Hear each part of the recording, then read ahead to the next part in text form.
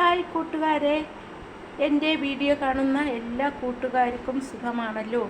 ഞാൻ ഇന്നിവിടെ പുതിയ ഒരു ഡിഷുമായിട്ടാണ് വന്നിരിക്കുന്നത്.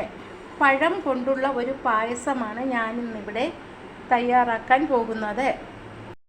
പഴം പായസം വയ്ക്കാനായിട്ട് ഒരു 3/4 കിലോ രസകദളി പഴമാണ് എടുത്തത്.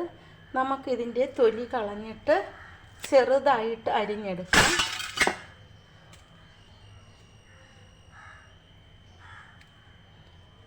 തൊലി കളഞ്ഞിട്ട് ഇതുപോലെ ചെറുതായിട്ട് അരിഞ്ഞെടുക്കാം. എല്ലാ പഴവും ഇതുപോലെ അരിഞ്ഞെടുക്കാം.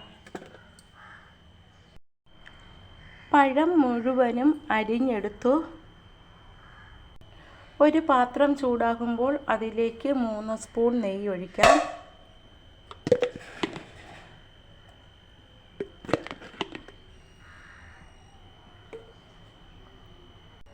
അതിലേക്ക് നമുക്ക് അരിഞ്ഞു വച്ചിരിക്കുന്ന പഴമിടാം.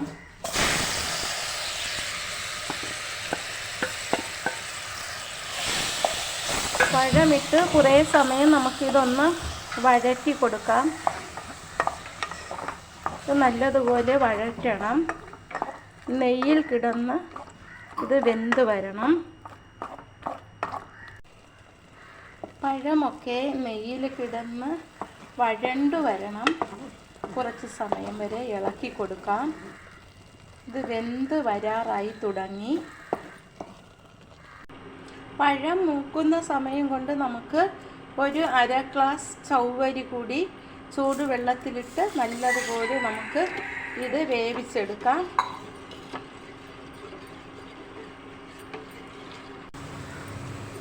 പഴമെല്ലാം നെയ്യിൽ കിടന്ന് നല്ല ബ്രൗൺ നിറമായി വരുന്നുണ്ട്. കുറച്ച് സമയം കൂടി കഴിയുമ്പോൾ നമുക്കിതിലേക്ക് പാൽ ഒഴിച്ചു കൊടുക്കാം. പഴമൊക്കെ നല്ലതുപോലെ ബ്രൗൺ നിറമായി വന്നു. ഇനി നമുക്കിതിലേക്ക് പാലൊഴിച്ചു കൊടുക്കാം. ഞാനിതിലേക്ക് കവർ പാലാണ് ഒഴിക്കുന്നത്. 3 ഗ്ലാസ് പാലാണ് ഒഴിക്കുന്നത്. തേങ്ങാപ്പാൽ വേണമെങ്കിൽ തേങ്ങാപ്പാൽ ചേർത്ത് കൊടുക്കാം. ഇനി നമുക്കിത് നല്ലതുപോലെ മിക്സ് ചെയ്ത് കൊടുക്കാം. പാല് തിളച്ചു. കുറേ സമയം വരെ നമുക്കിത് ഇടയ്ക്കിടയ്ക്ക് ഇളക്കി കൊടുക്കാം. ഇടയ്ക്കിടയ്ക്ക് ഇളക്കി കൊടുത്താൽ മതിയാകും. പാലൊക്കെ തിളച്ച് കുറുകി വന്നിട്ടുണ്ട്. നമുക്കിതിലേക്ക് ചവ്വരി ചേർത്ത് കൊടുക്കാം. വേവിച്ച് വച്ചിരിക്കുന്ന ചവ്വരി നമുക്കതിലേക്ക് ചേർത്ത് കൊടുക്കാം. ഇനി നമുക്കിത് എല്ലാം കൂടി ഒന്നുകൂടി മിക്സ് ചെയ്ത് ഇളക്കിക്കൊണ്ടിരിക്കാം. ഇതിലേക്ക് നമുക്കൊരു 1/2 സ്പൂൺ ഏലക്കാപ്പൊടി ചേർക്കാം.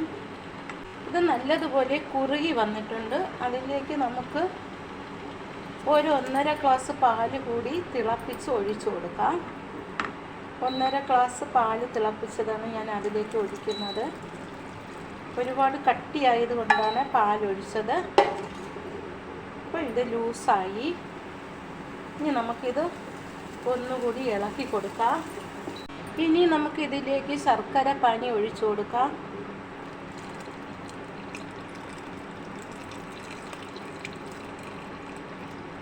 മധുരം ആവശ്യത്തിന് ചേർത്താൽ മതി. പഴത്തിന് നല്ല മധുരമുണ്ട്. മധുരം കൂടുതൽ വേണമെങ്കിൽ ശർക്കരയുടെ അളവ് കൂട്ടിയാൽ മതിയാകും. ഞാനിപ്പോൾ ഇവിടെ ഒരു 250 ഗ്രാം ശർക്കര പാനിയാണ് ഇതിലേക്ക് ഒഴിച്ചത്.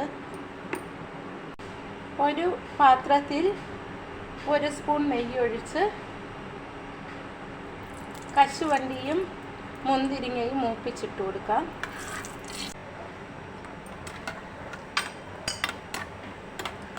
കശുവണ്ടി മൂത്തു വരാറായി. അതിലേക്ക് നമുക്ക് ഉണക്ക മുന്തിരി ഇടാം.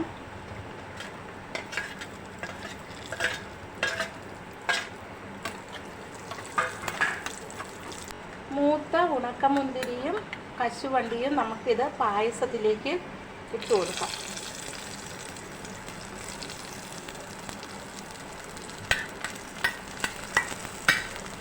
നമ്മുടെ പായസം റെഡിയായി. ഇത് നല്ല ടേസ്റ്റിയുള്ള പായസമാണ്, പഴം പായസം. എൻ്റെ ഈ വീഡിയോ ഇഷ്ടമായെങ്കിൽ ആദ്യമായി കാണുന്നവരെല്ലാം എൻ്റെ ചാനൽ സബ്സ്ക്രൈബ് ചെയ്യണം, ലൈക്ക് ചെയ്യണം. Thank you.